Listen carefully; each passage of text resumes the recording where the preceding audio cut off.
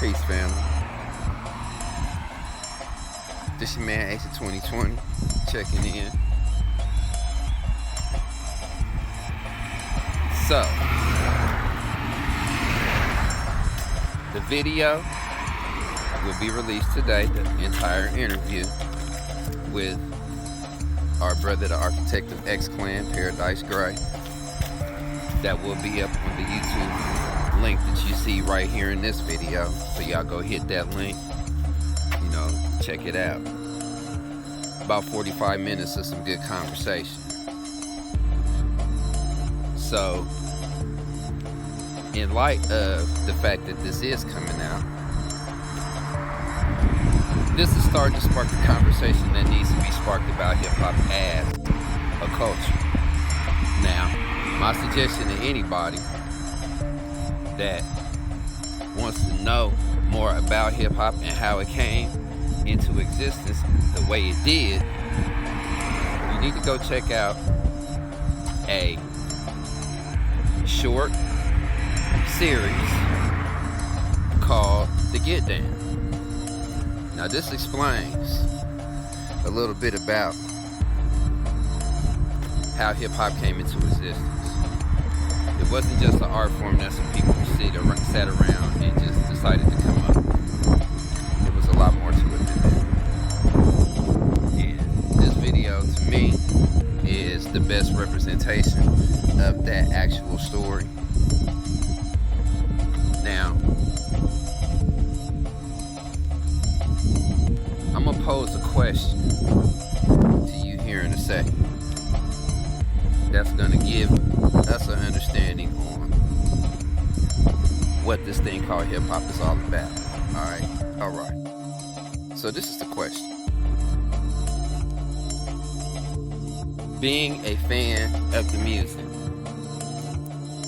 under what conditions and what circumstances do you think hip-hop was created out of? That's the question. Now, I had an interesting back and forth with a individual that I follow on Instagram, which is cool because we need to understand. We really need to understand what this thing called hip hop is all about. So the exchange briefly goes as follows. Paradise said, quote, "The biggest lie that was told about hip-hop is that it was created in the Bronx, in the park, out of nothing." Okay. Now, that is what caused the beginning of this back and forth. So, when I seen the comment, I went ahead on and replied to it.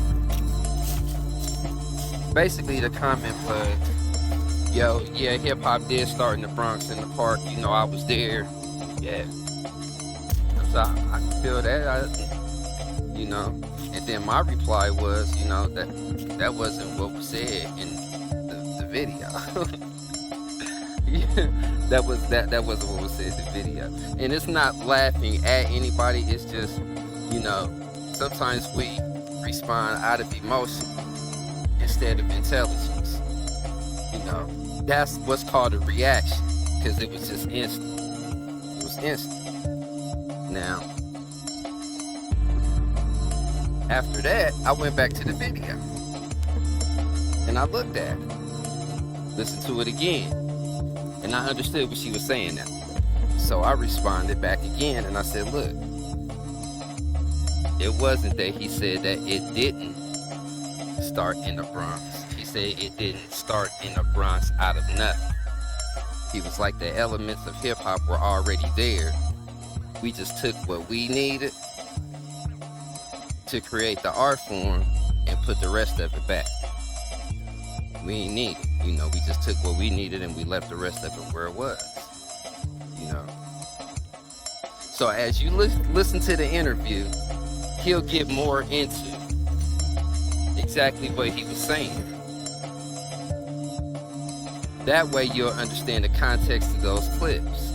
And I'm glad the conversation has started, because it's time for us to start talking about this anyway.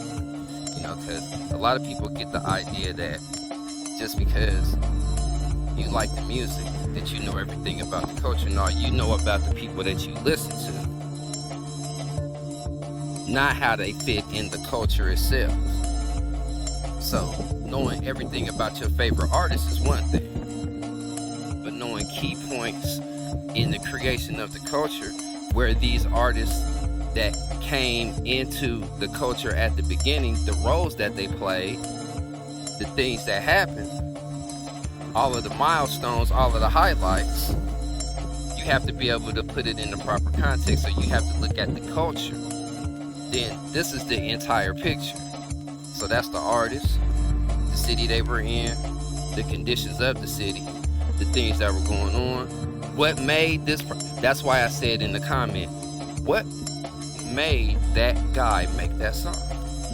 Could have been something that happened in his neighborhood. Then he made the song that resonated with everybody, and then all of a sudden, bam, he takes off. So this is what we mean by hip hop having a social voice, a social responsibility, as well as a entertainment responsibility or entertainment value. Hip hop has a social value as well, because we ain't just lyricists for nothing. We not MCs for nothing. We're not rappers for nothing. One of the biggest things that you can do when the biggest way that you can disrespect the person who put their time and effort into doing this music is not even giving them the opportunity to say what they got to say and really listen to what they saying. You always have some sort of disposition with something. It's either the beat, it's either the person's voice, it's something that you don't like about. Then you find out about 6 months later that, oh, that's what that song was about. So that's the biggest thing you can do. You'll sit and listen to,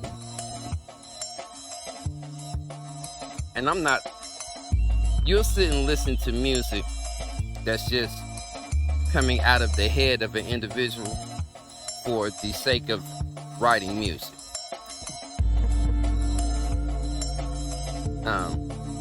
We're not talking about songs that's made from a relationship standpoint.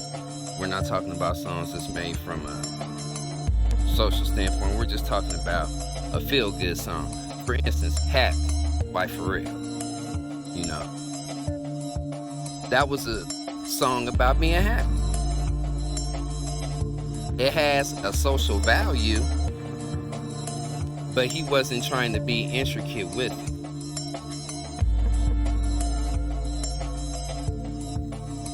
The artists that take their time and effort to make something socially